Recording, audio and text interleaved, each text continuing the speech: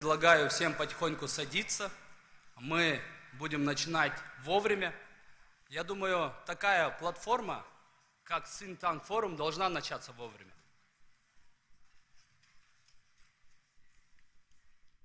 Присаживаемся, пожалуйста.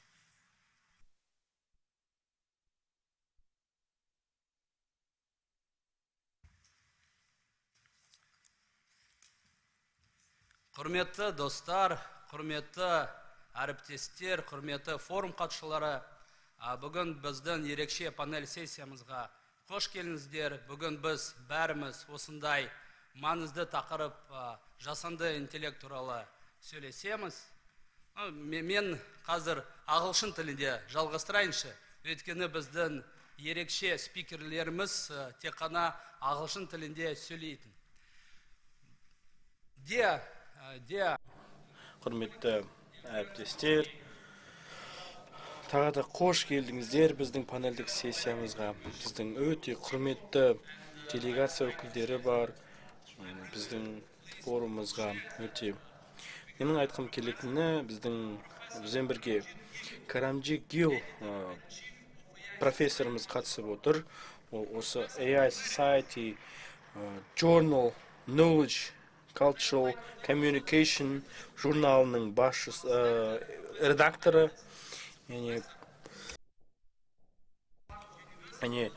университеттің бір бөлігі бола отырып, бірақ профессор ретінде жұмыс жасамайтын маманымыз қатысып отыр. Біздің шарамызға қош келдіңіз. Virginia Dignum, ол Responsible Artificial AI A-Lab IMI University Швеция елінің өкілі. Шынында да бүгін келді ол кісі, бір қатар күндерді осында өткізді.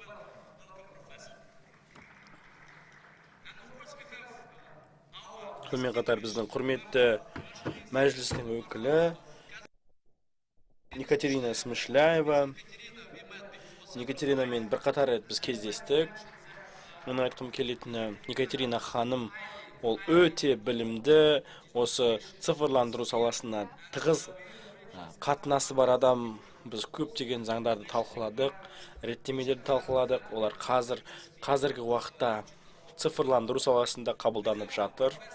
Бізбен бірге сонымен қатар Хусейн Атакан мырза қатысып отыр. Ол осы смарт жүйелер институтының директоры. Сонымен қатар NASA Real Engineering компаниясының өкілі, және профессор қош келдіңіз. Біздің Баян Көнербаева, біз ол кісімен оған дейін бір қатар жұмыстармен жұмыс жасадық. Баян ол бұл салаға тығыз, бұл салада жұмыс жасайды. Баян ол AI leadership пен AI көшбасшылық саласында, саласында жұмыс жасайды. Баян мырзаның осы саладағы жобалар туралы талқылайтын боламыз. Шынында да көріп тұрғандарыңыздай өте құрметті қатысушыларымыз қатысып отыр. Осы панельдік сессияны жүргізу мен үшін үлкен мәртебе. Мен танымайтындарыңыз, менің есімім Сакен Жұмашев, мен KPMG Кавказус және Central Asia компаниясының басқарушы серіктесімін. Тағы қош келдіңіздер бүгінгі сессиямызға. Тағы да осы форумда айта келе, ең басты тақырып ол сенім. Ол қоғамға деген сенім, технологияға деген сенім. Біз технология туралы айтқан кезімізде біз әртүрлі аспектілер туралы айтамыз. Біз сонымен қатар жасанды интеллект туралы да ұмытпауымыз қажет. Бұл тақырып шынында да қарқынды түрде өсуде, дамуда. Мен үш баланың әкесі ретінде менің сіздерге жасанды интеллект туралы айта кеткім келеді. Бұл шынында да белгісіз нәрсе, бұл ақылды, оның қадамдары болжауға келмейді. Біз KPMG-де өте қызықты зерттеу жүргіздік. 45 мың адам бүкіл әлемде қатысты, 77 мемлекеттен. Бұл осы зерттеуде адамдардың 57%, 54% әлі күнге дейін жасанды интеллектқа толыққанды сенбейді. Тек қана 72% ғана адамдардың жасанды интеллекттің біздің олардың өмірінің бір бөлігі болғанын мойындады. Ал қалған адамдардың бөлігі, олар жасанды интеллекттің жұмысын реттеу қажет. Олардың оны қалай реттеуге болатын туралы ешқандай түсінігі жоқ. Қазақстан секілді мемлекеттерде пайда болып жатқан нарықтарда олар көбірек сенім білдіреді, оптимизм білдіреді жасанды интеллектке қатысты. ақш, Ұлыбритания секілді мемлекеттерде біз қазір енді сөз кезегін біз Гио мырзаға беруге рұқсат етіңіздер.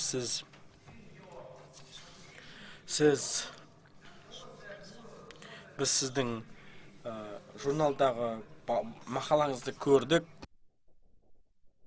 Сіз 30 жылдар бойы технология мен адамның қалай ықпалдасатыны туралы айттыңыз. Жасанды интеллекттің қоғамға деген, жасанды интеллекттің бізді қаншалықты қадағалайтынын, игеретінін біз туралы сіз зерттедіңіз. Сол кездегі сізде қайырлы күн. Барлықтарыңызды қарсы алғым келеді. Мен бірқатар аспектілер туралы айта кетейін. Ғасырлар бойы қоғам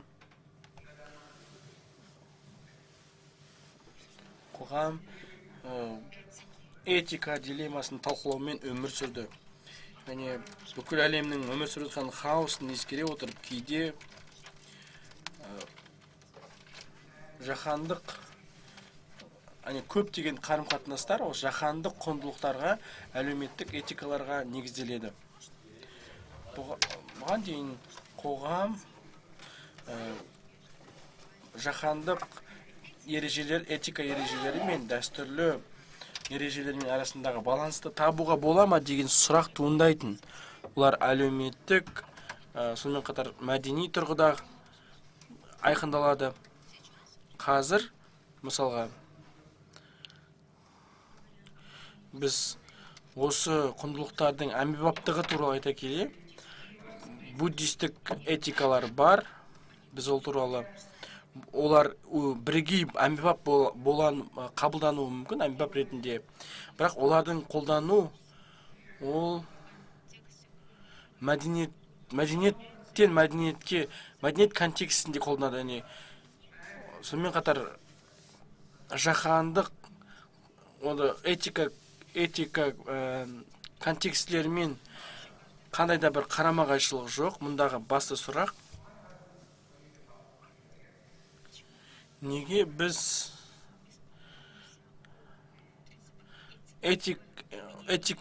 жасанды интеллектті қолданудағы этика мәселесін неге біз ол мәселені маңызды деп санаймыз? Этика мәселесі жасанды интеллект машинаға енгізуге бола ма? Этиканың машинаны жобалауда қандай шектеулер бар? Мұны тек этиканы машинаға енгізіп, оның қоғамға әсері қандай болмақ? Біз технологияның бейтарап емес екенін білеміз. Бұл технология жақында ғана іске асырылды, ойлап табылды. Оны болжайтындай белгілі бір алгоритмдер бар. Ксенофобияны, алаңдаушылықты, әртүрлі ол қоғамға да әсер етеді. Сонымен қатар белгілі бір қоғамға әсері бар, тіпті жастарға әсері бар. Қазақстанда, білмеймін, бірақ Ұлыбританияда, басқа да мемлекеттерде жастар, көбінесе университеттегі жастар, олар белгілі бір менталдық және әлеуметтік мәселе аурулардан көбінесе зардап шегеді. Біз этикалық аспектілер, жасанды интеллекттің қолданудың этикалық аспектілері туралы айтамыз. Бұл жаңа жасанды интеллект деп аталатын жаңа аспект.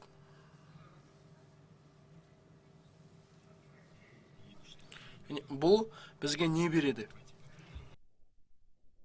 Бұл туралы ойлайық және соны саралауға тырысайық. Біз технология, ол мәңгі емес екенін білген кезде, оның жасанды интеллекттің бұған дейін болмады, ол қазір бізде бір әділетті бір идея бар, және әлемнің түпнұсқалығы өзгеретін болады. Сол себепті жасанды интеллекттің этикасы дегеніміз не?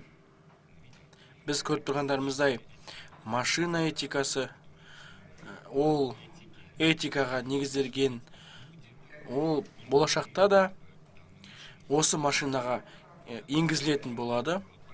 Біз жаһанды этика туралы айтқан кезімізде, бұл нені білдіреді? Біз машина этикаларының этикасын айтып отырмыз, ол жаһандық этикаға айналды. Немесе біз басқа бірдеңені меңзеп тұрмыз ба? Біз дәстүрлі этика туралы айтқан кезімізде, біз моральдық этикалар туралы айтып отырмыз. Моральдық аспектілер туралы. Әлеуметтік, мәдени және сонымен қатар реттеушілік құрылым туралы. Барлық қоғамдардың құрылымдық этикалары бар, реттеушілік этикалары бар.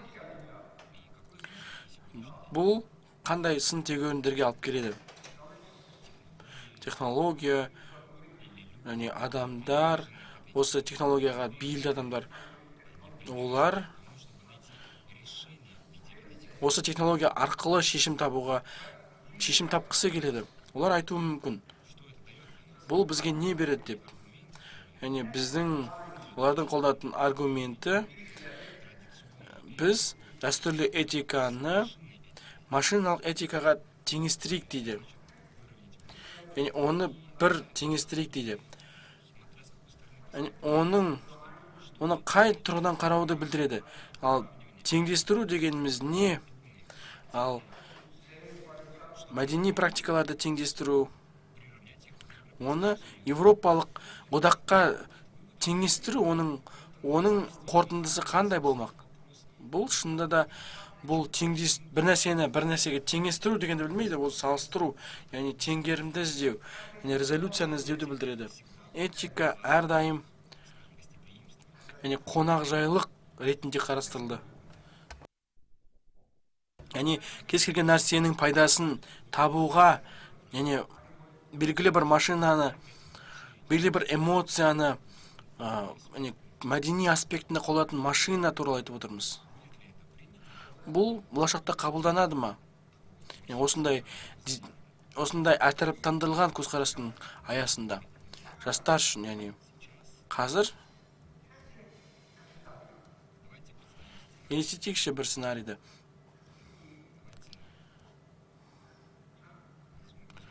Мысалы, Астананы алайық, Астана форумын алайық. Яғни ол бір үстелге, бір аудиторияда жастарды, докторларды, университет өкілдерін, ғылым өкілдерін жинады бір аудиторияға. Немен қатар саясатта қалыптастырушыларды, кәсіпкерлерді, сонымен қатар олар барлығын жинап, менің құрметті достарым, сіздердің алдарыңызда сын қатер бар. Сіздер, біз Қазақстанның диверсификацияланған этикасын практикада көргіміз келеді. Оның әлемдік этикамен арасында қатынастайды. Мысалы, Европа одақты алайықшы. Регуляторлық этика, ол елестейік, қалай ол жұмыс жасауы мүмкін? Ол жастар, басқа да, олар айтуы мүмкін, иә, біз қоғам мәселесін қарастырамыз, оның қалай қолданатыны туралы, медицина, су ресурстары, қоршаған орта. Біз машина осы мәселелерді шешеді деген қорытындыға келгіміз келеді. Бірақ біз жаһандық этикамен, Еуропа одақтың жаһандық этикасымен қалай байланысты екенін біз зерттеуге тырысайық. Оның артықшылығы қандай, сын қатері қандай, жауапкершілігі қандай. Олар айтады сізге, иә, біздің кем дегенде осы картинамыз бар, енді оны қарап көрейік. Олар айтуы мүмкін, оны үй жұмыс ретінде жасап, Қытайға қараңызшы енді. Иә, Қытайдың айырмашылығы, Еуропа одақтан айырмашылығы, ол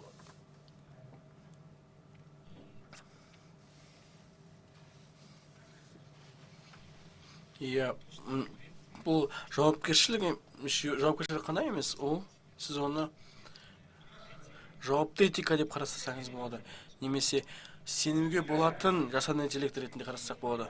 Ал Қытайға қарап көрейікші, онда қандай айырмашылықтар бар? Олар айтуы мүмкін, иә, келесі қадам біз осы мәселені мына жағынан қарап көрейік, біз өңірлік деңгейдегі өзара байланысты қарайтын болсақ, Қазақстанның басқа мемлекеттермен байланысы бұл жаһандық еуропалық одақ деп айтуы мүмкін.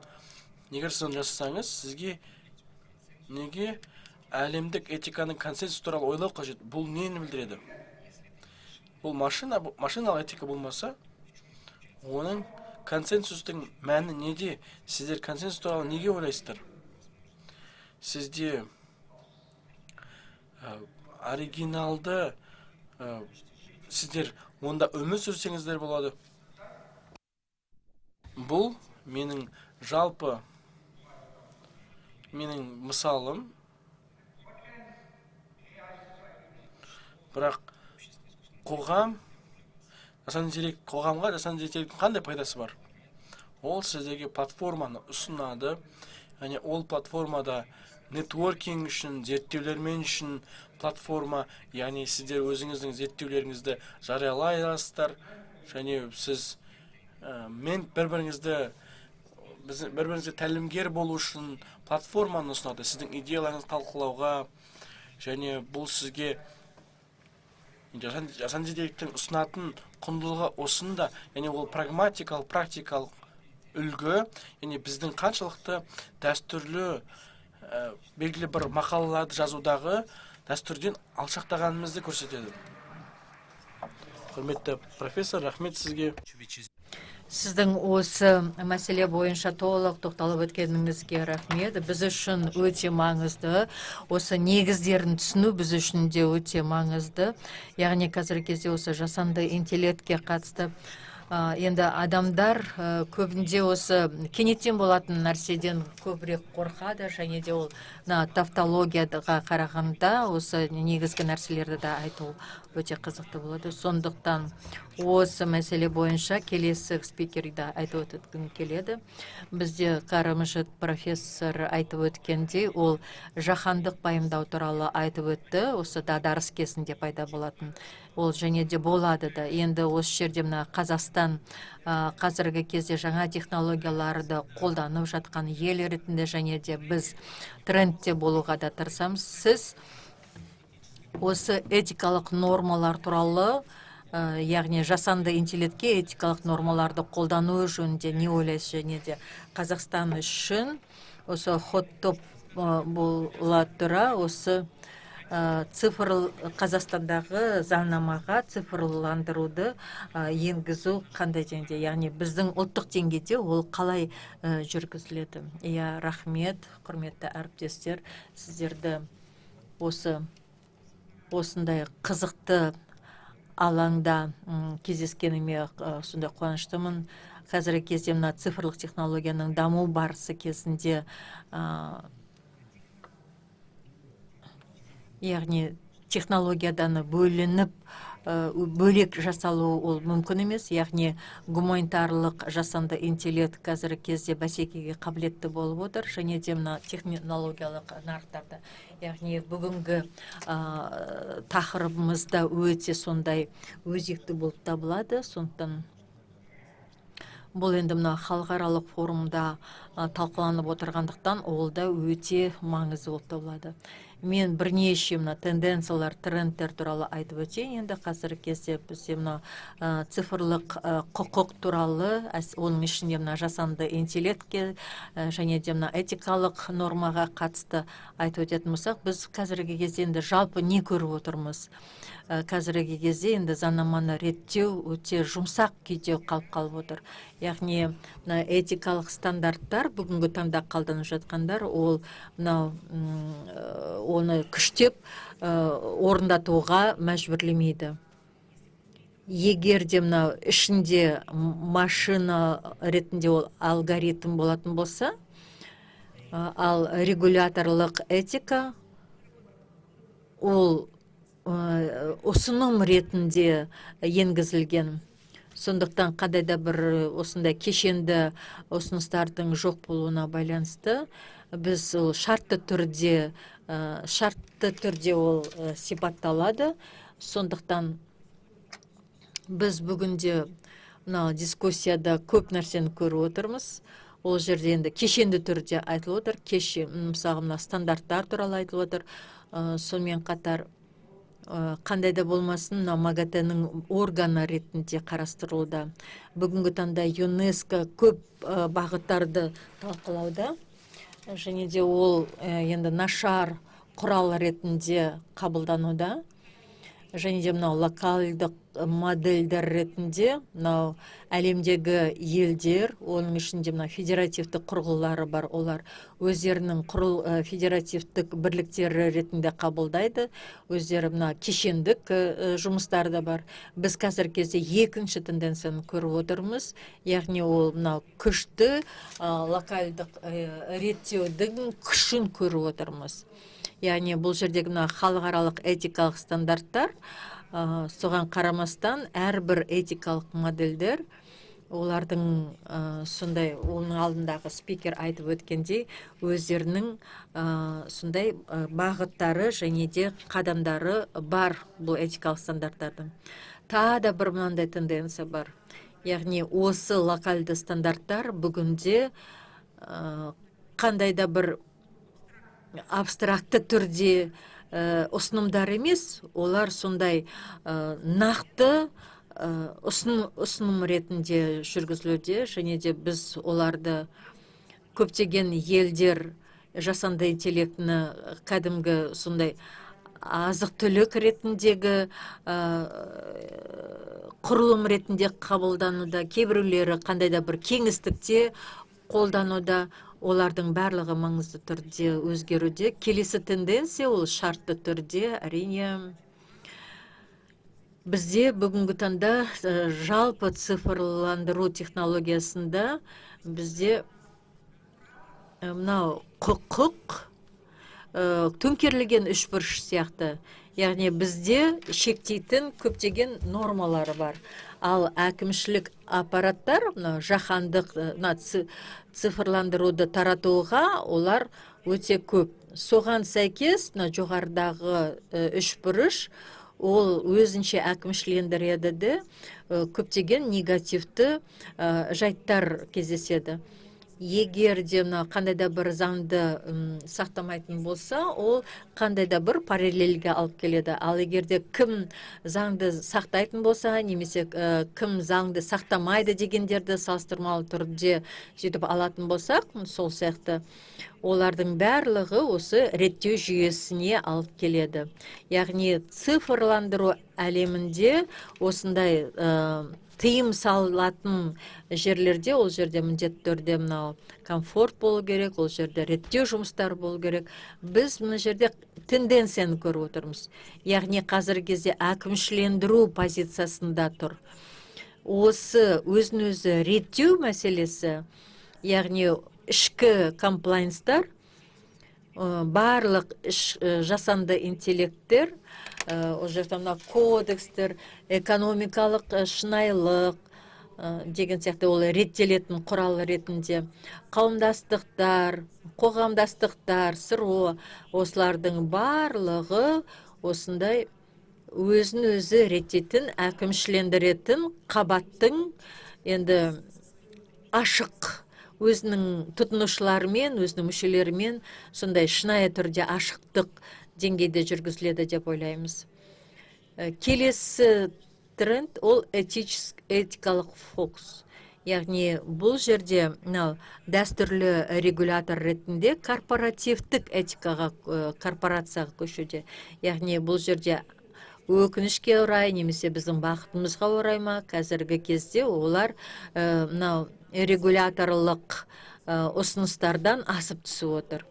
Яғни осы трансшекаралық көзқарастарда ол бізде әлемнің әрбір елінде олар көп және де әртүрлі болып табылады.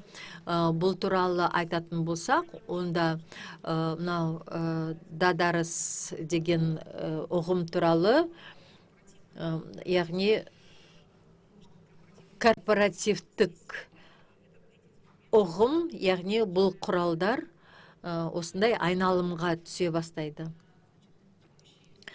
Осы ағымдағы дискуссиялар, осы жасанды интеллектінің құқықтандыру мәселесі бойынша, дегенмен әлемдік хайп осы мәселе бойынша белсенді түрде қазір кезде таралуда. Енді мынау біздің қорытынды мәселеміз ол мынау маркетингтік эйфория жасанды интеллектке қатысты осындай бір толқында жұмыс жасатқанда ол қазір кезде соны реттейтін де және де оны белсендіретін де ол әртүрлі болып отыр. Біз осы қоғам қазір кезде сонымен күшейе түсуде. Яғни осы технологияларды біз қатты сұрап отқан жоқпыз әрине, бірақ регуляторлық шешім қабылдау мақсатында олар соған алып келе жатыр.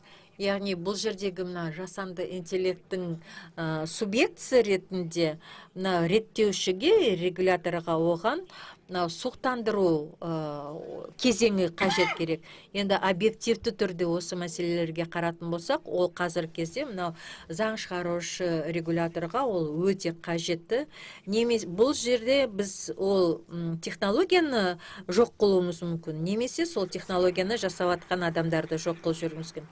Екатерина Васильевна, сізге көп рахмет. Енді сіз осы тақырыпқа толығымен түсінетінсіз. Сіз бұл тақырыпты тек қана тереңнен ғана емес, жоқ деген жақтан емес. Сіз осы жерде хайп жүріп жатыр әрине. Сол хайп түскеннен кейін біз оны қалай істейміз деген сияқты. Ол өзін-өзі реттеуші. Сізге көп рахмет. Мен ойымша осындай тереңдік болатын болса, онда біз көптеген аспектілерге жетеміз және де сондай үздік ел ретінде сондай шетіміз. Енді орыс тіліне ауысып өткім келеді және де осы жерде әртүрлі регуляторлық процесске ОСР сияқты немесе біріккен ұлттар ұйымы сияқты бұндай тәжірибе өте маңызды болады деп ойлаймын. Неге маңызды? Себебі бізге оны зерделеу керек. Маған осындай сұрақ қоюға рұқсат етіңізші. Біз осындай бізге оны жасаудың қажеті бар ма, қолдану қажет бар ма бұл жасанды интеллектіні және де бүкіл әлем бойынша инновация жылдамырақ жүзеге асырып жатқан туралы сіз не айтар едіңіз? Енді достаршыларға рахмет, мен шақырғандарыңыз үшін. Қазақстанға алғашқы рет келдім. Соңғы 10 жылда мен жасанды интеллект саласындағы саясат саласында көп жұмыс жасадым. Менің жасанды интеллектпен ықпалдастығым ол ұзақ, ең алғашқы рет мен 1996 жылы мен бұл салада жұмыс жасауды бастадым. Бұл сала сол кездері жаңа технология еді. Қазіргі уақытпен салыстырғанда масштабты болмады. Сіздің сұрағыңызға жауап бере келе, әрбір форумда біз жасанды интеллект туралы әртүрлі мысалдар айтады, бірақ мен сіздермен өзімнің тәжірибеммен бөліскім келеді. Яғни жасанды интеллекттің оны мен жазба мәтін арқылы айтатын боламын. Ең алғашқы рет жасанды интеллект бұл барлық мәселелердің шешімі емес, ол оны бір адами сонымен қатар жасанды интеллект ол жасөспірім емес, ол инструмент. Ол осы инструментті яғни барлығына ортақ болмауы мүмкін. Бұл сізге кездейсоқ жауап беретін тәсіл емес, Ал нақты прогресс ол адами құндылықтарға тікелей байланысты. Біз жасанды интеллектқа, технологияға көбірек сүйенсек, біз адами құндылықтарды жоғалтамыз. Яғни ол біздің мақсатымыз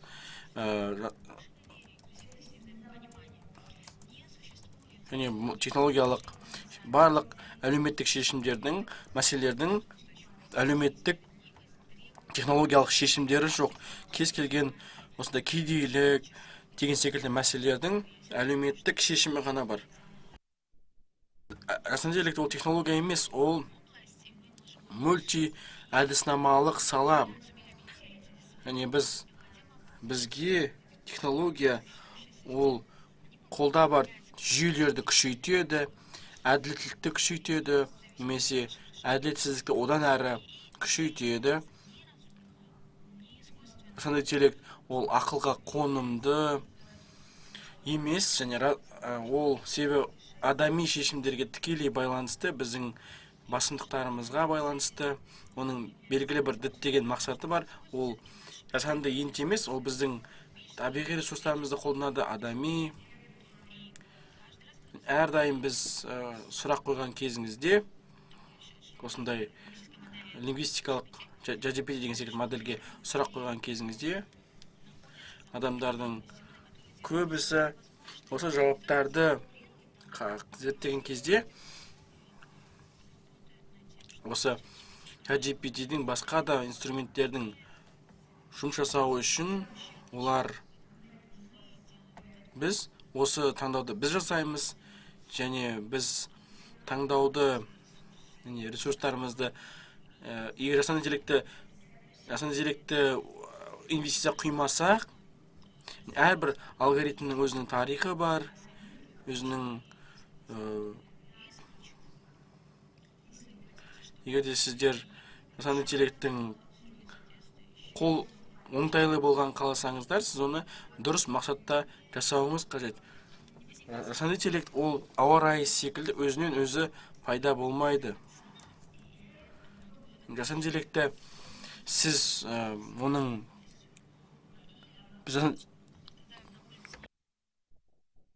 далада таза ауа райы түсініксіз болған кезде, сіз қолшатырды алу керек пе, алмау керек пе деген сұраққа кенелесіз. Жасанды интеллект ол ауа райы емес, ол өзіне өзі пайда болмайды. Біз белгілі бір шешімдер қабылдаймыз, ол шешімдер қандай да бір инновацияларға, зерттеулерге негізделуі тиіс. Яғни белгілі бір нақты жол жоқ. Қоғам, оның ішінде Орталық Азия, олар қашан, қай уақытта қолдану керек екенін біледі. Әртүрлі қоғамдар жасанды интеллектті өздерінің мүдделерінде қолданса болады. Сіздерде өздеріңіздің құндылықтарыңыз бар. Сіздің құндылықтарыңыз сіздерді жасанды интеллекттің қай уақытта қолданатынын сіздер айқындауларыңыз қажет. Жасанды интеллект ол виртуалды емес, ол оның нақты адамдар іске асырады. Жасанды интеллекттің тұрақтылығы ол таңдау емес, ол қажеттілік.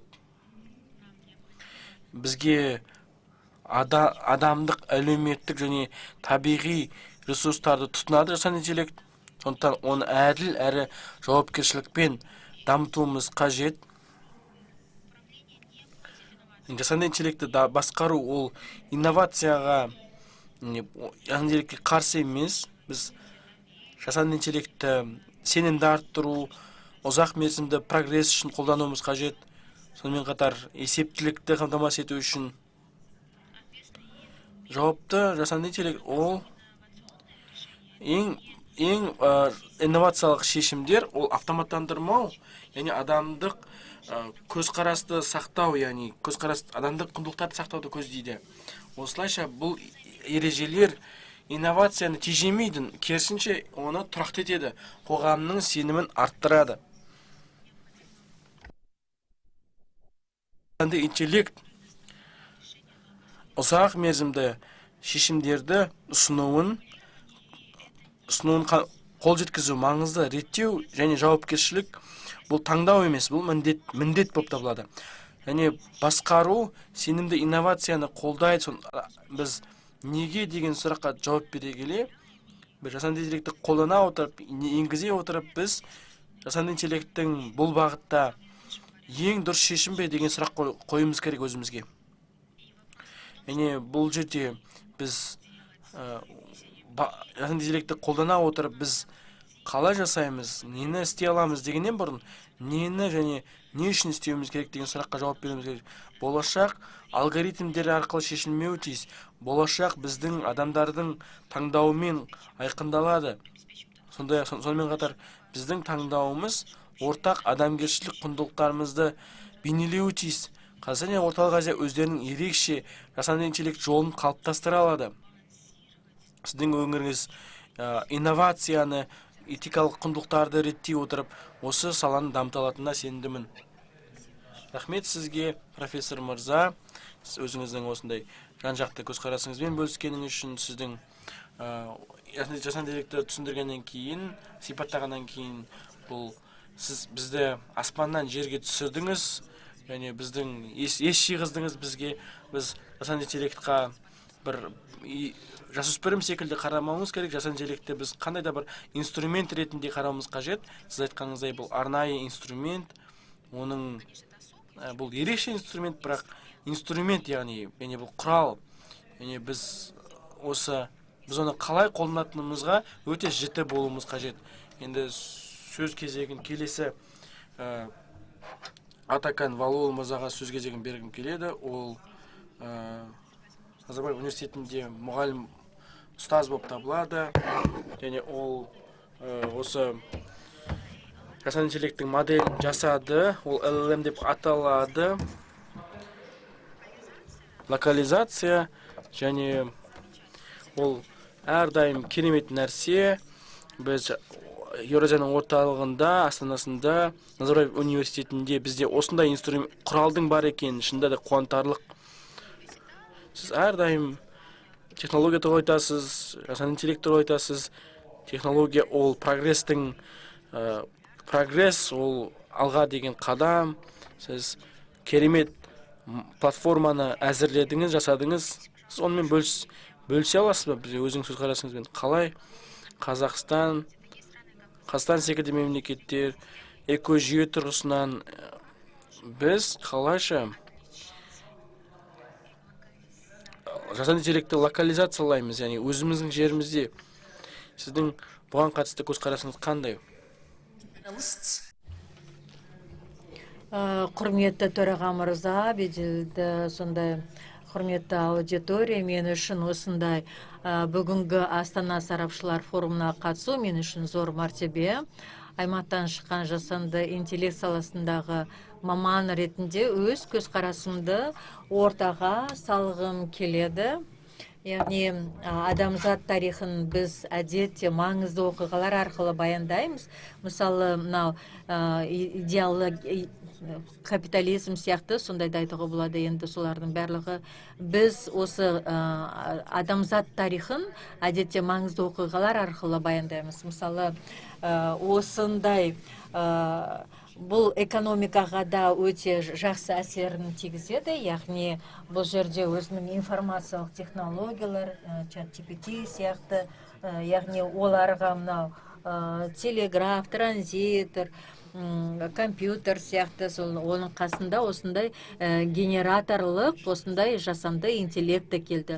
Менің ойымша осындай генеративті жасанды интеллект ерекше маңызды, себебі көптеген сарапшылар оны жасанды жалпы интеллектке апаратын қақпа деп санайды. Бұл деңгейде жасанды интеллект адам орындай алатын кез келген міндетті адаммен кем емес, яғни тіпті жақсы орындай алады. Кейбіреулер бұл сол технологиялық сингулярлыққа технологиялардың бақылаусыз және өте жылдам даму кезеңіне келеді деп болжайды. Яғни сондықтан бүгінде жасанды жалпы интеллекті бірінші болып жасау жолында үлкен жарыс жүріп жатыр. Шында да ғаламдық деңгейде қолданылатын жасанды жалпы интеллектке ұмтылысты 21 ғасырдың жаңа үлкен ойыны деп атауға болады. Бұл жарыста ақш пен Қытай көш бастап тұр. Ал бұл ойын 3 деңгейде өтуде. Бірінші деңгейде ең өздік генеративті жасанды интеллект үлгілерін жасау, яғни бұл Google компаниясының Gemini моделі, OpenAI-дың GPT-5 моделі немесе DeepSeek-тің V3 моделі. Екінші деңгей осы үлгілерді үйретіп, қолдануға мүмкіндік беретін есептеуіш жабдықтар жасау. Үшінші деңгей жасанды интеллект жабдықтарын іске қосуға қажетті энергияны өндіру қуатын артыру. Алдағы бірнеше жылда осы жарыстың түпкі жеңімпазы аталады. Қазақстан Республикасы президенті Қасым-Жомарт Тоқаевтың басшылығымен ел жауапты, сенімді және беделді орта державалардың қатарына қосылып келеді. Және генеративті жасанды интеллект дәуіріне белсенді кірісіп отыр. Елде жасанды интеллект саласына арналған құқықтық негіз қалыптасуда арнайы жасанды интеллект министрлігі құрылды. Қазақстан өз генеративті жасанды интеллект үлгілерін бейімдеу арқылы жасап, деректер орталықтарын және суперкомпьютерлік кластерді құруда. Сонымен қатар ел өзінің электр желісін жаңғыртып, атом электр станцияларын құрылысын бастауда. Мұнда маңызды сұрақ туындайды. Қазақстан сияқты орта державалар неге өздерінің генеративті жасанды интеллект үлгілерін жасау керек? Өйткені жоғары деңгейдегі үлгілерге жазылым арқылы қол жеткізу болады ғой. Яғни жауап бірнеше себепке байланысты. Біріншіден, ChatGPT сияқты жаһандық үлгілер өздерінің негізгі нарықтарының тілдерінде ағылшын, Қытай, тағы басқа ең жоғары нәтижеге жетеді. Ал қазақ, тай немесе урду тілдері үшін өнімділігі төмен. Екіншіден, мұндай үлгілер мәдени тұрғыдан үйлеспеу мүмкін. Солтүстік Америкада қолайлы нәрсе, саналатын нәрсе басқа мәдениеттерге сәйкес келмеуі ықтимал. Үшіншіден, Google, Gemini сияқты жабық сервистерді пайдалану цифрлық тәуелділік пен деректер қауіпсіздігі мәселелерін туындатады. Төртіншіден, мұндай үлгілерді нақты міндеттерге бейімдеу оңай емес.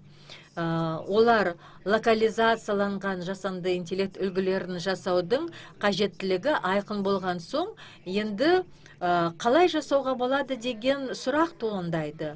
Бұл тұрғыда мен осы Назарбаев университетінің ақылды жүйелер мен жасанды интеллект институтында ISSAI Kazakh Large Language Model жобасын жасау тәжірибесімен бөліскім келеді.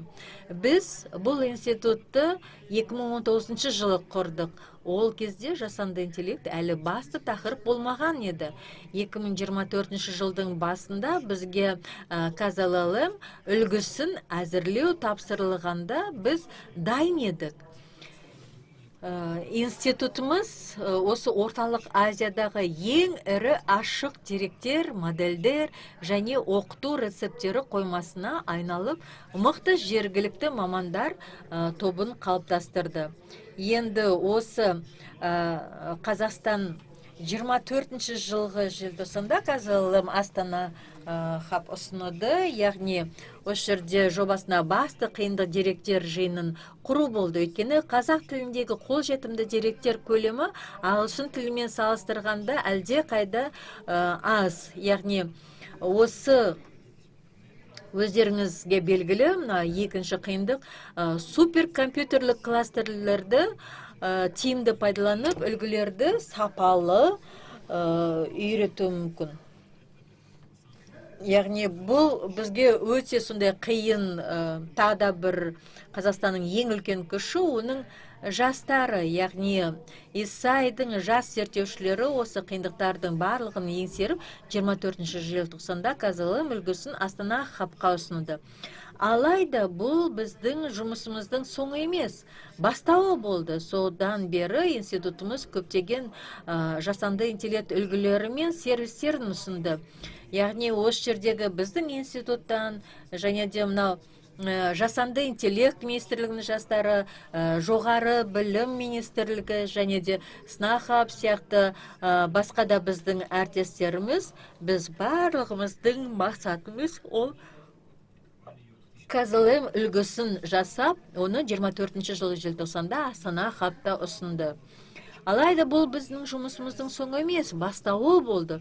Содан бері институтымыз көптеген жасанды интеллект үлгілері мен сервистерін ұсынды. Оларға Ойлан, қазақ, орыс және ағылшын тілдерінде жұмыс істейтін мультимодальды тілдік дыбыстық және көру үлгісі, мангисос, мәтін мен сөйлеуді аударатын жүйе, тіл сынс, нақты уақытта субтитр қызметі және де бейнеле мәдени тұрғыдан бейімделген сурет генерациялау жүйесі кіреді.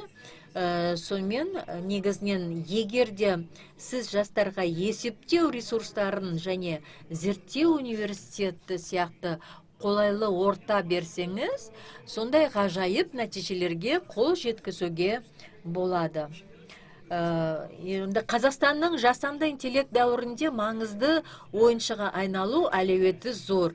Әсіресе ол өзіне тән артықшылықтары бар және нақты қажеттілігі жоғары салаларға назар аударатын болса.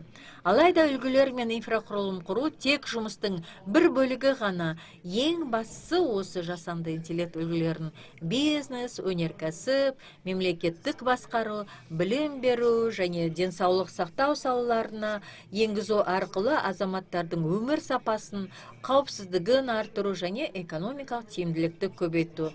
Мұны тек ғылым мен білім саласы, мемлекет және индустрия өкілдері арасындағы тығыз ынтымақтастық әрі халықаралық үздік тәжірибелерге негізделген жауапты жасанды интеллект құқықтық негізі арқылы жүзеге асыруға болады.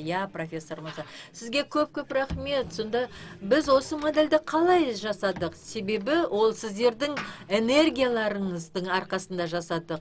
Яғни әрбір университет өзінің профессорлеріне негізделген. Егер де профессор сондай жақсы зарядталған болса, ол өте көптеген жаңашылдыққа ие болады. Яғни Қазақстан ол орта державаның бір болып табылады. Яғни бізде осындай күш те бар. Мен сіздердің курстарыңызды, сондай курстарыңыздан білім алып жатқан барлығына сондай ризашылығымды білдіргім келеді. Сіздер оны түсіну керексіздер. Және де осы жасанды интеллект болашақта, егер де біз оны дұрыс қолданатын болсақ, ол өте үлкен держава болады. Баян, сізден мынандай сұрақ қойыншы, мына екі тілде сұрақ қойсам. Мен сізге орыс және қазақ тілдерінде қойсам. Сіздің тәжірибеңізді ескере отырып, яғни батыстағы, шығыста сіз білім алдыңыз, бірнеше жылдар бойына сіз шетелде болдыңыз, әкімшілікте болсын, жеке секторда болсын, сіз өзіңіз сондай цифрландырылған бастамаларды жүзеге асырдыңыз. Қазіргі кезде сіз әлем AI-ды басқарып отырсыз. Осы жерде сіз мынандай сұраққа осындай нақты қызығушылық, компанияның нақты қызығушылығы, немесе этикалық, респонсибл, жасанды интеллектке деген сондай қызығушылығы бар ма? Және де ол болашақта осындай жасалынып, және де іске асырылады. Қысқаша ғана айтайын. Осындай тарихынан бастайын, және оны қалай техникалық тілді қолданбай тұр. Мен көбінесе техникалық маман ретінде менің көзқарасымша біз жасанды интеллектті дамытудың құрылымын дұрыс түсінбейміз. Оның артында не бар, ол ары қарай қалай дамиды, біз осы бағытта қандай нәтижелерге жетеміз. Алғашқы формат ол кілтті. Біз барлығымыз жасанды интеллект туралы айтамыз, ол ең алдымен интеллект. Екіншіден ол автономды интеллектінің, жасанды интеллекттің даму, дрондар үшін жасанды интеллекттің ол да өте осы мәселелерді зерттей келе біз адамзат қай даму сатысындамыз әрі қарай жылжи келе біз жиды дамытудың құрылымы оны жасөспіріммен салыстыру негізі даму тұрғысынан салыстыру бұл жиды дамытудың құрылымына келетін болсақ осы алгоритмдерді орталықтандыру тұрғысынан ол жаңа әрі қарай даму үшін жаңа мүмкіндіктерді ашады. 1976 жылы ол телефонды жасайды ең алғашында. Біздегі бар телефон емес, ол 150 жыл бұрын видеозвонок, видео хабарламамен телефонмен хабарласуға болатын ол кезде елестете алмады деп ойлаймын. Қазір әлемде екінші электр мәселесі және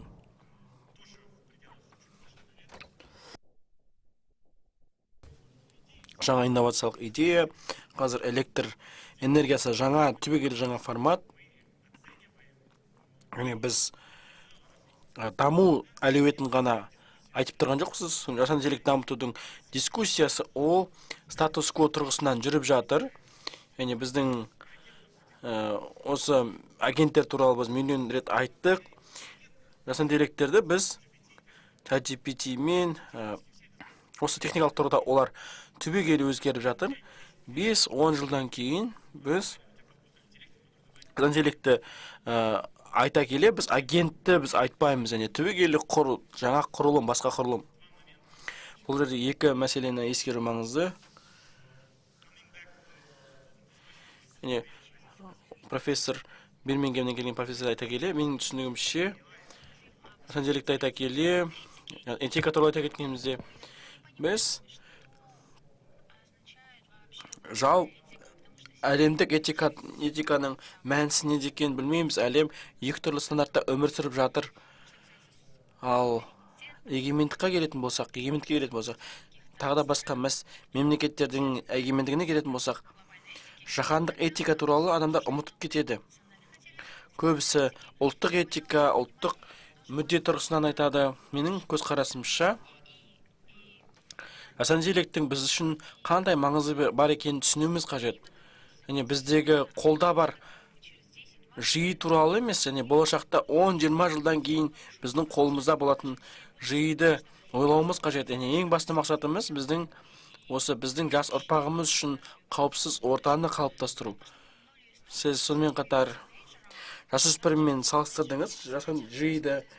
Жиы ол егерде жасөспірім ол мәдениеті төмен, отбасынан болса, 30 жылға туған кезде осы жасөспірім, оның ешқандай принциптері болмайды. Ол ойына келген нәрсені жасайды. Сол себепті мәселе осында бізге қазіргі сәттен бастап жасанды интеллектті біз дамытуымыз, жаңғыртуымыз қажет. Ол 30 жылдан кейін оның қандай бағытта қолданатынын біз ойлануымыз қажет. Оған этиканы да қосуымыз маңызды. Профессор да айтты, алгоритмдерді де, агенттерді жасайтын адамдар, біз барынша ең дұрыс, оңтайлы алгоритмдерді жасауымыз қажет. Жиы үшін. Мен айтқандай, менің оқиғам жиымен байланысты. Біз қалай жасанды интеллектті реттеуге болатын түсінуіміз қажет, қалай инженерлерді тартамыз осы жұмысымызға. Электр қуатымен келетін болсақ, барлығы бір күнде электрик болып кетеді деген мағынаны білдірмейді. Осындай электр көзі болмаса, бізде вольт туралы, ампер туралы бізде біліміміз болмайтын еді, стандарттарымыз болмайтын еді. Ең алдымен егер сіздің сұрағыңызға қайтып келетін болсақ, LMI немен айналысады десеңіздер, LMI жиы саласын, жиыды түсіне алатын, жиыды қолдана алатын қоғамды қалыптастырумен айналысады. Жасанды интеллектті қалай жұмыста пайдалануға болады, күнделікті өмірге пайдалануға болатынын біз яғни сол арқылы талантқа негізделген азаматтарды оны жиды инструмент ретінде, құрал ретінде қолданатын қоғамды қалыптастыруға болады. Әлем ай сол себепті премьер-министрдің, президенттің, премьер-министр орынбасарының қолдауын тапты. Және сол арқылы жаңа технологияларды дамыту, генеративтік GPT келесі 2 жылда біз бұны мектептерде, креативтілік мектептері, әлем AI жүздеген сандарға емес, ол 100 мыңдаған адамдарға көбірек басымдық береді. Және біздің өкілдеріміз осы жасанды интеллектпен жұмыс жасауға, оны әлі қарай жаңғыртуға, профессор айтқандай, қазақстандық бірегейлікте бұл ол контентке негізделген. Біздің жастарымыздың қандай креативтілігінің деңгейі қандай, әртүрлі кітаптар бар қызықты, әртүрлі әндер қазақ тілінде, осы кей-поп стилі, осы контентті Қазақстандағы адамдар жасайды, дамытады. Қазақстандық стримлайнинг күннен күнге дамып жатыр. Бұл біздің қауымдастығымыздың бірегей бөлігі, әмбебап бөлігі. Бұл бізге өзіміздің жасанды интеллекттің көлеңкесінен бізге өзімізге орын табуға мүмкіндік береді. Орталық Азияның жасанды интеллект саласындағы өзінің рөлі бар. Digital Bridge кезінде бір спикеріміз айтқандай, соңғы 10 жылда, 10 жыл бұрын ең алпауыт 10 компания, олар бағдарламалық жасақтама компаниялар еді. Ал қазір осы 10 компанияның 7 компаниясы технологиялық компаниялар. Біз қалай Қазақстанның бірегей бөлігін қалай дамытамыз? Осы аспекттерді ескере отырып, өзімнің субъективті көзқарасым бар бұған қатысты. Мен осы .com бумы кезінде әрбір мемлекет өзінің Google секілді іздеу жүйелерін дамытты, біреулерінде Yahoo болды. 25 жылдан кейін қазір осы егемен зерттеу жүйесі жоқ. Yahoo бар, Google бар қазір. Индияда 1-2 жүйе болуы мүмкін, бірақ олардың саны шамамен 10-ға жоқ бүкіл әлемде. Бұл өте маңызды. Біз оны түсінуіміз қажет. Біз басқа әлеммен, осындай корпоративті гиганттармен біз бәсекелесе алмаймыз.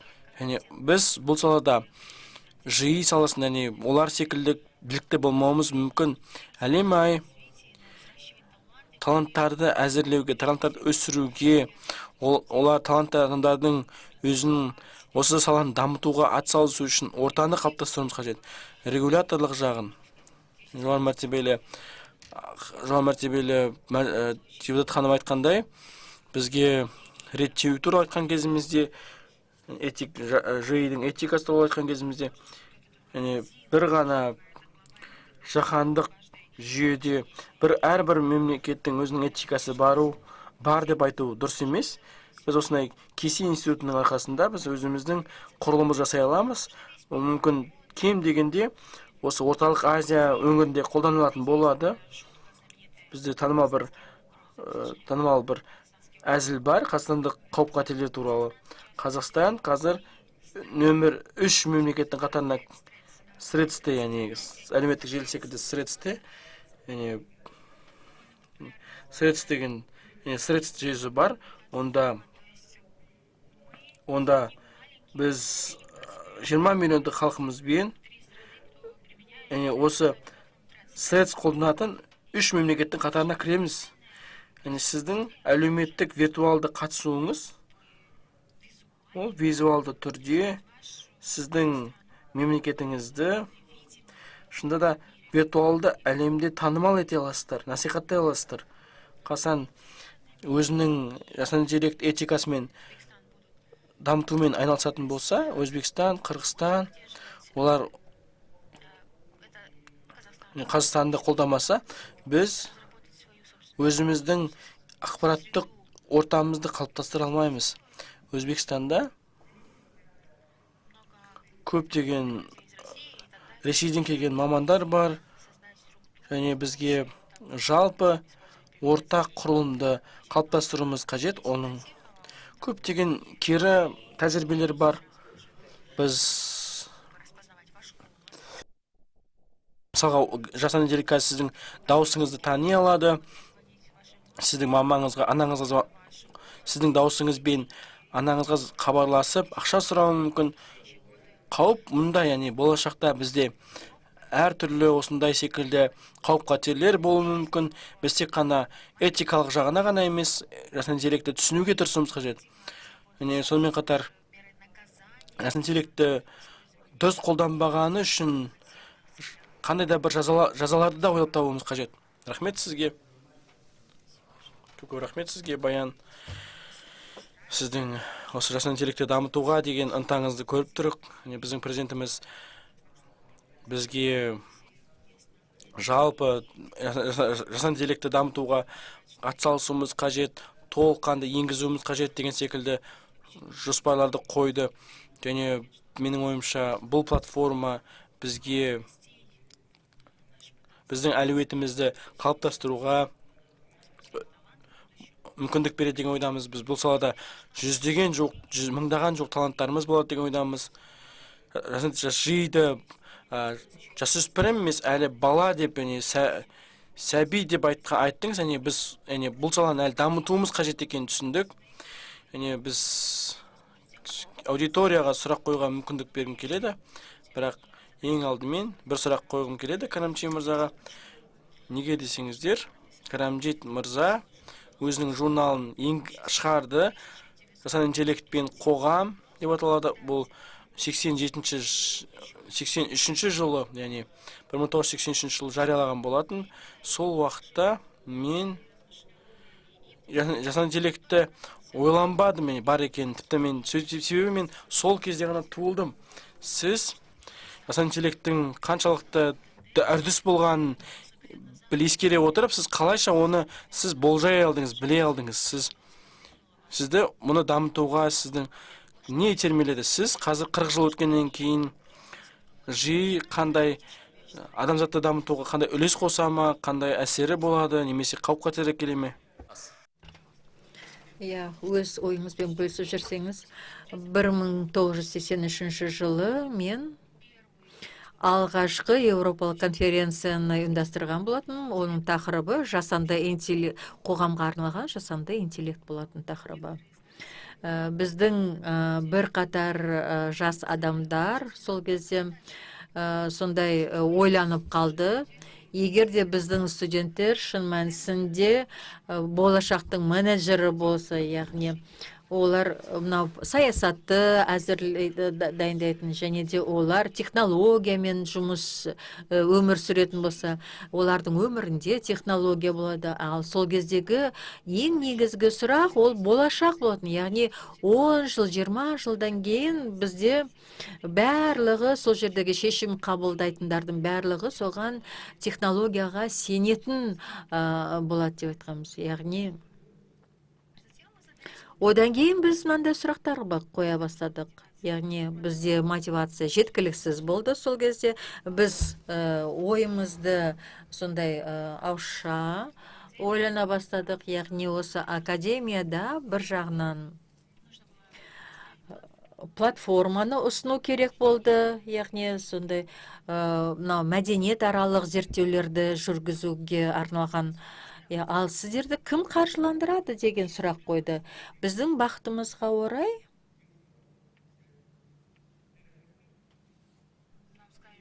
бізге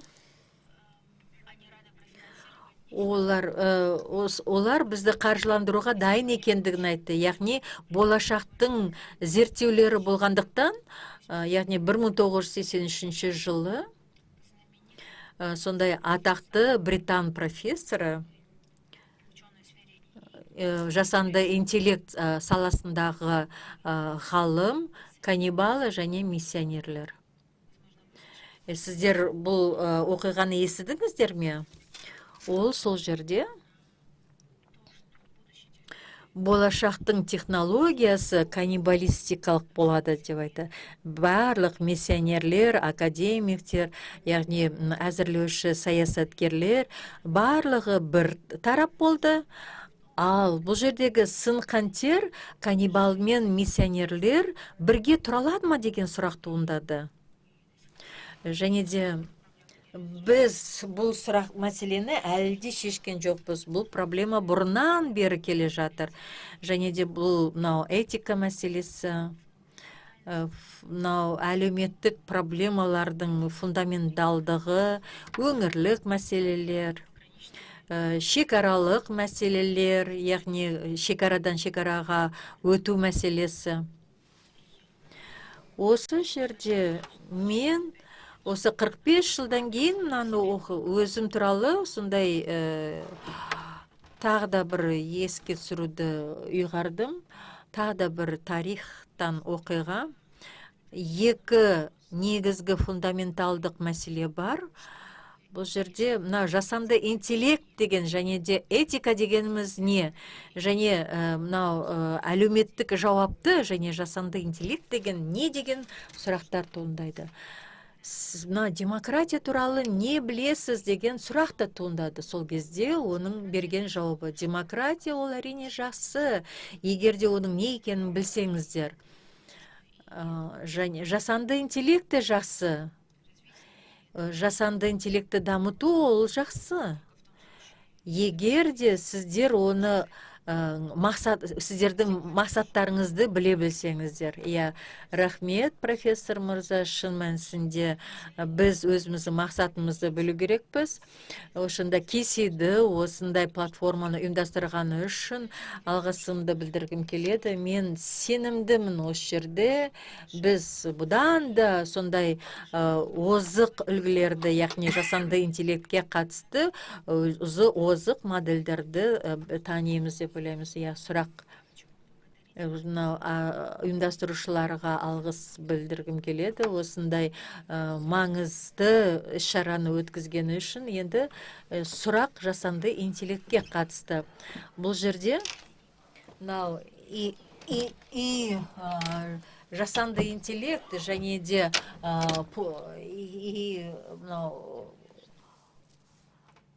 адамдар былай дейді, жасанды интеллекттің пузыры жасанды интеллекттің гланкомасына ұқсайды деп айтады. Қашан осы пузыр жарылады және де ол сондай қандай мағынада болады? Сіздің сұрағыңызға көп рахмет. Шын мәнісінде жасанды интеллекттің дамуы соңғы 70 жыл ішінде, яғни ол осы туындаған кезден бастап, ол қыс бойына немесе жас бойына сондай әзірленеді. Яғни бұл осындай бүршіктер. Бұл жерде мен ойламаймын енді.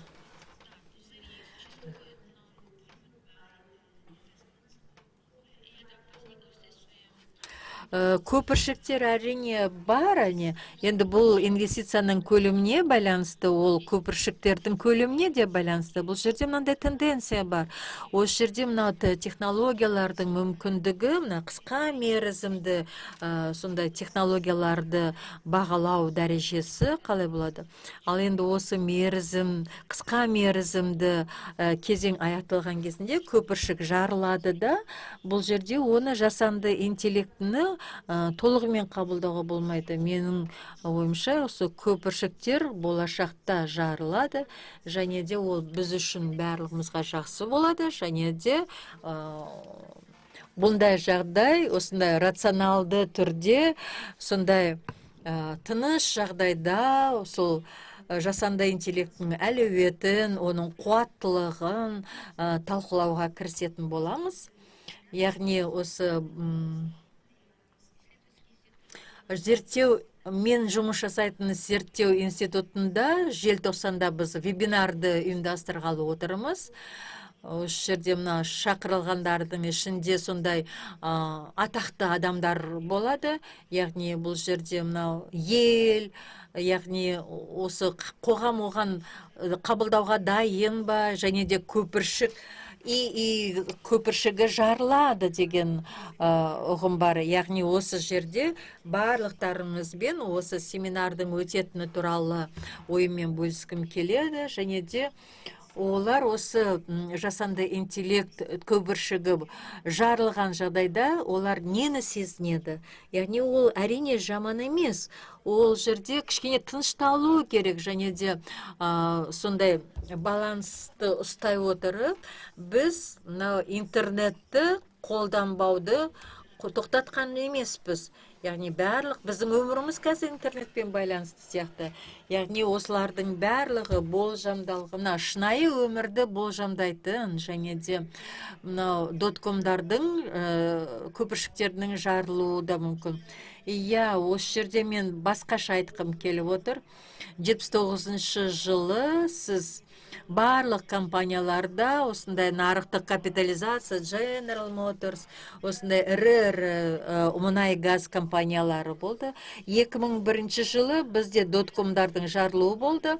Ал енді 2011 жылға дейін интернет сондай Amazon, Google, Meta сияқты сондай жоғары бағаланған сондай интернет желісі болды. Осы жерде парадигманың жылжуы пайда болды. Яғни қазіргі кезде біз сондай өте жоғары нарықтың да немесе әлемнің осы жасанды интеллектке қатысты сондай нәтижелері интернеттің де тиімділігі арта түсетін сияқты деп ойлаймын. Менің ойымша біз мынау инвестициялар туралы айтқан кезінде біз мынаны түсінуіміз керекпіз. Практикалық тиімділік ақшамен қатар келеді. Яғни глокомдарды айтатын болсақ, бұл жердегі ол сандар өте жоғары болады. Яғни мынау университеттің есебі негізінде ол мынандай бір есепті енгізді. Ол мың жылдан астам есебі бар, енді доткомдардың жарылғанға дейін. Ол 41 миллиард доллардан аспайтын құны сондай болды. Яғни бұл жерде HP гараждар болды. Және де соларға арналған, осы жасанды интеллекттің парктеріне арналған 24 жылы инвестициялардың қосындысы 3 миллиард доллардан асып түсті. Яғни бұл 2025 жылдың сондай бағалау бойынша 20 триллион ақш долларына тең болады ол жердегі жаратылатын қаржы. Яғни сіздер бұл жерде тек қана бір салаға ғана басқа платформаны құрасыздар. Яғни бұл жерде оны басқаша басқару стилін де айқындай бастайды. Яғни бұл өзі бір нәрсе әрине. Бұл жерде мынау 30 триллион доллар әрине бұл жерде жарылыс болады. Бұл жерде егерде жасанды интеллект дәл осындай шыққан шығыста өзінің нәтижесіне жетпесе, әрине ол нағыз жарылыс болады. Осы күтпеген жерден осындай тиімділіктер көп болуы мүмкін. Бірақ сол тиімділікке біз соған риза боламыз ба дегенде сұрақтар туындай бастайды. Бұл жерде жұмыссыздықтың деңгейіне көп алаңдаушылық алды. Қазір кезде 5-10% жұмыссыздық ол онша емес. Ал енді жасанды интеллекті толығымен іске асқан кезінде жұмыссыздық одан да көп болады. жиі теңдікке де теңсіздікке де әкелуі мүмкін бүкіл әлемдік деңгейде. Қазақстан өзінің экономикалық бәсекелі мемлекет ретінде мемлекет болуға талпына отырып, жауапты жиыды қолдану барысында жауапты бола отырып, жауаптылықты қалай сақтайтын болады? Бұл қандай да бір жаһандық фрагментацияға әкелуі мүмкін. Білетіндеріңізге Қазақстан көп векторларымен ерекшеленеді. Осындай жағдайға тап болғысы келмейді. Экономикалық бәсекеге келетін болса, Қазақстан инновация, технологиялық даму және сонымен қатар бірқатар нәрселерді сіздің қолыңыз, сіз осы консенсусты таба алсаңыз, сіз менің ойымша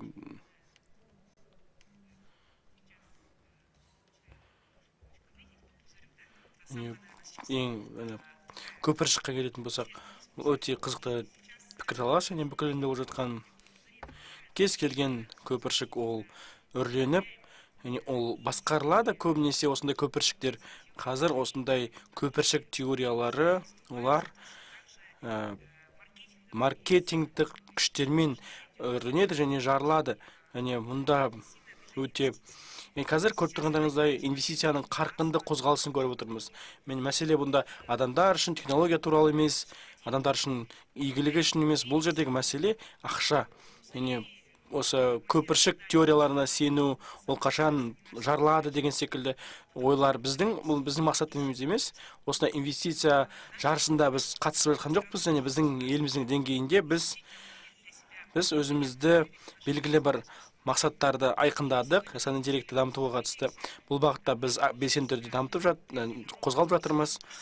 Біздің өзіміздің шешімдерімізді шешуде, біздің өзіміздің мүддеміз тұрғысынан осы әлемдегі өзіміздің орнымызды таптық. Біздің президентіміздің стратегиясына сәйкес бізге осы көпіршік қалай жарылады, қашан жарылады деген секілді ойларды ойлау бізге қажет емес. Жиі қалай қолданады, оны қай мақсатта қолданады деген секілді ойларға келетін болсақ, біз қандай да бір скептиктерді тыңдаудың қажеті жоқ. Бұрын бізге машинаның адамдарды алмастыра алмайды деген білеміз деп айтты. Ал қазір біз аттарға мініп шауып жүрген жоқпыз. Қазір барлығы дамып жатыр. Біз модельдерді қолдануымыз қажет, зерттеуіміз қажет. Жиі барлығын кез келген нәрсені ақылды түрде жасайды. Теоретиктер айтып жатқандай, бұл дамудың ең соңғы сатысында адамдар барлығы жақсы болады, немесе барлығы жаман болады деген ойлар айтып жатыр. Әртүрлі теориялар бар. Бізге бұл көпіршіктен бір күні жарылады деген ойдан арылуымыз қажет. Біз ең соңғы трендтерді үрдістерді қолдануымыз қажет, оны зерттеуіміз қажет, және барлық көзқарас тұрғысынан, тәуекел тұрғысынан. Ал реттеуге келетін болсақ,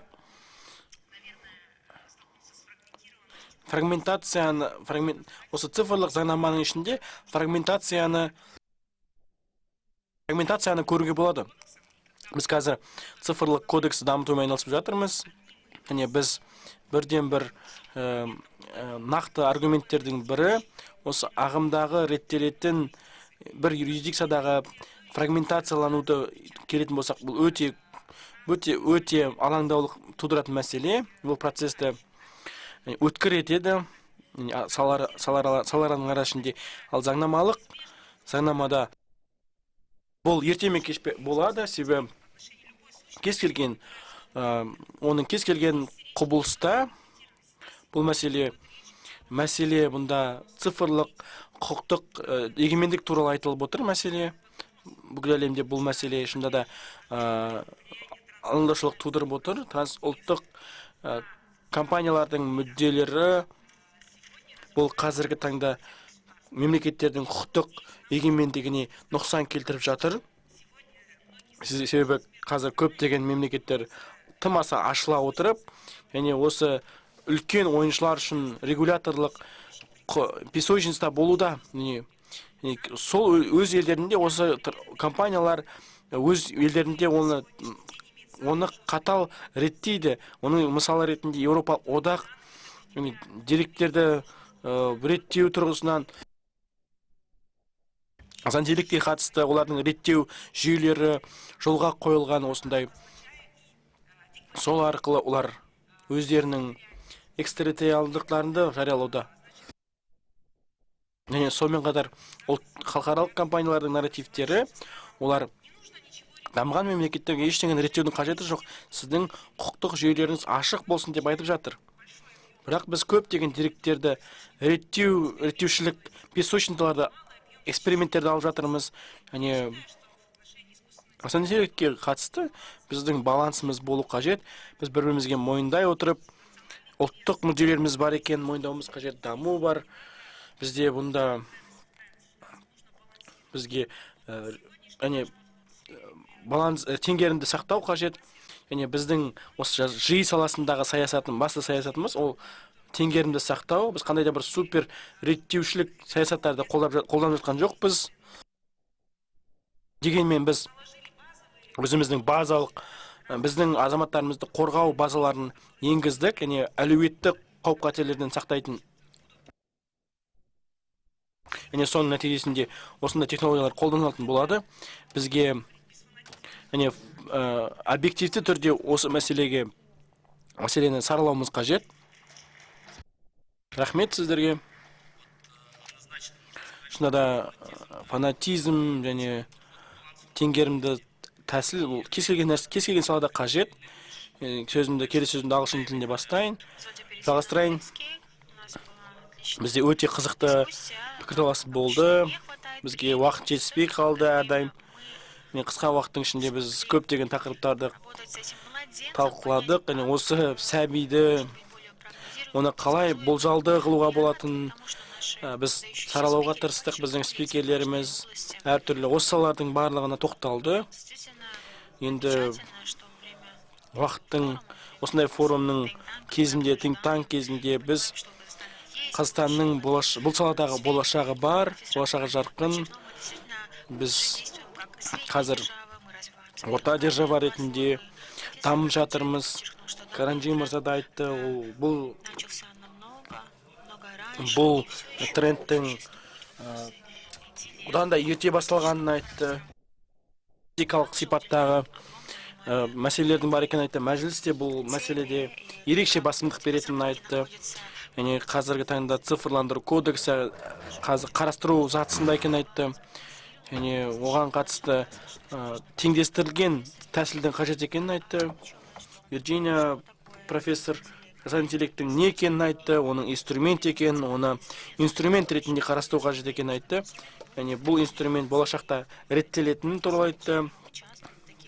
Себебі Вирджиния профессор Еуропалық одақта да ол мәселені жан-жақты зерттейді. Баянда әлем әйелдің қызмет туралы айтты. Және біздің әртүрлі компанияларымыздың қызметі туралы айтты.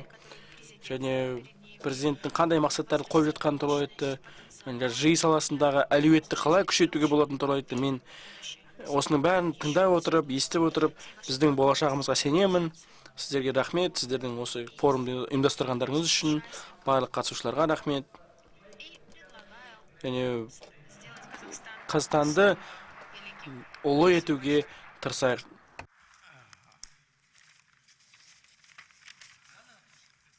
Thank you. That's kind of you.